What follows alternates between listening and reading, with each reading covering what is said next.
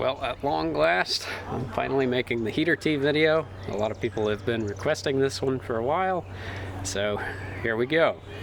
There are arguments about what kind of tees to run all over the place. If you haven't seen any of them, just pay attention to the forums for 10 minutes and I bet you'll find one pretty much instantly.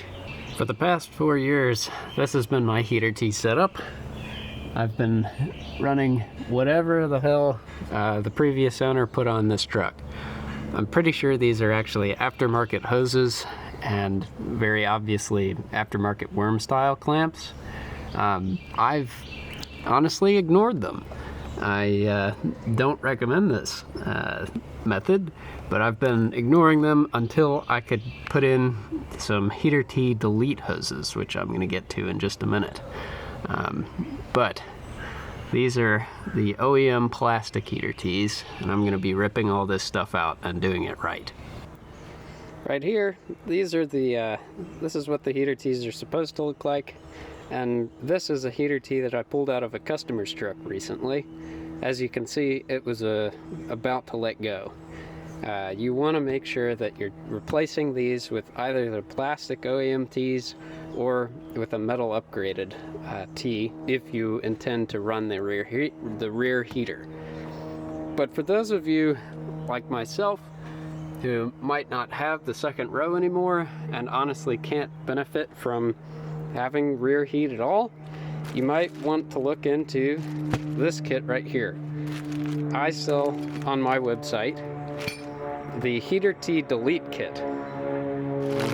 These are OEM Toyota parts that were sold in that were equipped in the 100 series that did not come equipped with the rear heater. It's a lot more simple. There are only 2 hoses and 4 clamps required, which in my opinion is a much more reliable and Murphy-proof solution. So that's what I'm going to be putting in my truck. This does compromise the rear heater, so you will not be able to heat the second row passengers' feet.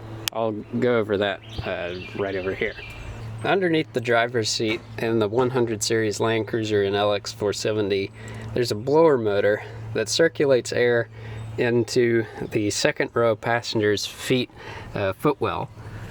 And underneath, right here, you can see some of those vents where that air comes out. This is the center console, and the air blows out here, as well as I think there's a vent back behind the seat. And the blower motor will still work after this modification, but the heating element will no longer work, obviously, because there won't be any coolant running through it. From underneath, you can see the heater tees way back up in there. And you follow these coolant lines, and there are actually some hoses that nobody ever really talks about right here underneath the body of the truck, sort of between the transmission and the body. There's a cat guard, and on the opposite side of that cat guard is where those hard lines go. Then there are 2 more rubber hoses where the cooling lines run into the rear heater. So after the rear heater is deleted, you'll actually be able to rip out all of these hoses if you want to. I'm probably just going to leave them in there since they weren't hurting anything, but that is of course an option. Here's a fresh look while we're under here at the new long travel setup. These are 80 series rear shocks with the 100 series AHC spacers, shock spacers. These eliminate the need to chop and re-weld the shock mount for additional down travel. I'm running the Perry Parts long travel extended rear bump stops, and these are the OME, let's see, 2863J spring, or 863J. Sounds like our peace and quiet is done, but that's all right.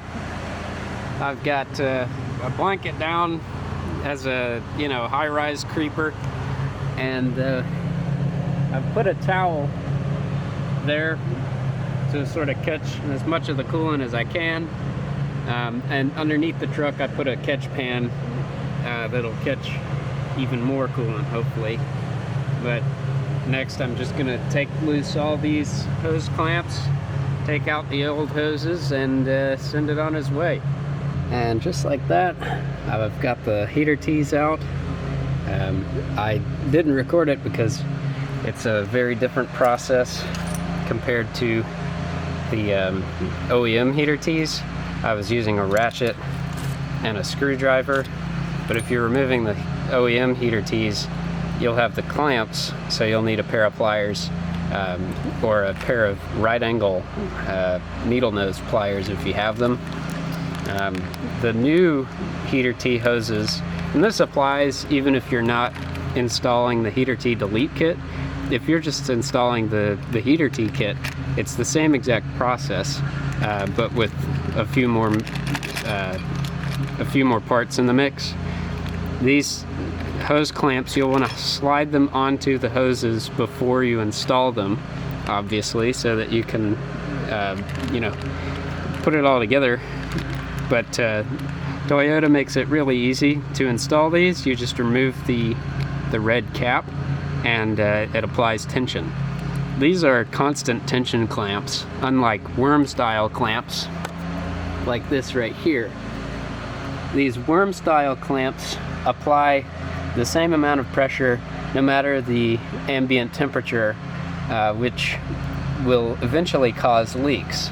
And that's why I'm actually doing this, because my heater tees started leaking because one of the heater tee hose clamps was cutting into the rubber, which is not good. So that's what drove me to finally take care of this. But these OEM constant tension clamps are the way to go if you need to replace these, and that applies to any hose clamp on this truck or any Toyota. You should always use the OEM stuff. Don't even mess with the worm style clamps. I've got to be careful which one I'm drinking out of, but I like to lubricate the hoses in soapy water before I install them. It just makes it go a little bit more smoothly.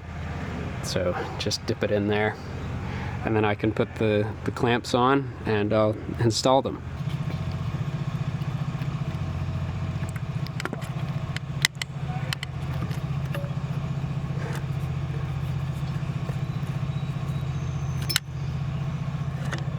There we go, that's one.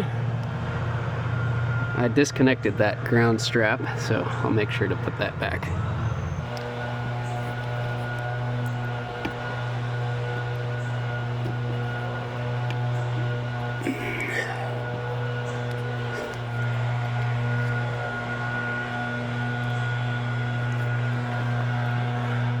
Now once the hoses are put in place, you can rotate these clamps and move them to the position you want them. And pro tip, I like to face the teeth of the clamp into a position where I can easily access it for maintenance in the future. So just pay attention to that while you're installing everything. You just line the clamp up where you want it and pull that off, and it snaps into place. Last hose clamp has been installed. Now I'm reconnecting that ground.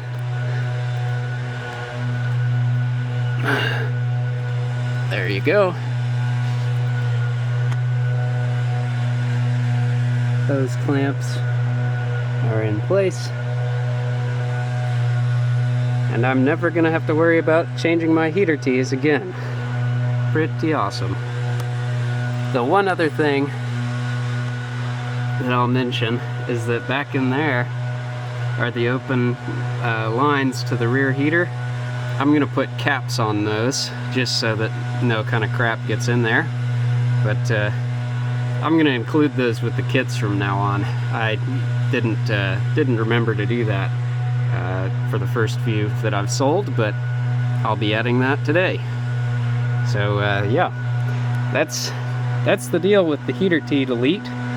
It's the same exact process if you're changing out the heater tees, but you've got tees here and here, so a lot more hose clamps and a few more hoses involved.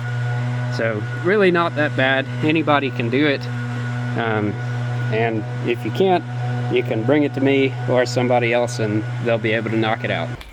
One last thing I forgot to mention is that you'll need to top off your coolant after this job, because you do lose a little bit in the process. So I just filled it up back to the full mark, and then I'll check on it in a few days. You can also burp the system if you have a burping kit. But right now I'm about to go for a road trip, so I'm just going to top it off and check it when I get back. Alright, here's my pro tip for the day. Front diff bushing. This is the one that goes in the front diff cover. I used an air hammer, or an air chisel, and just took that up to my compressor. Only took about 5 minutes to whack this sucker out. Then I heated up the front diff cover, and I put the new bushing in the freezer, and you use the weight of the truck to press in the new bushing.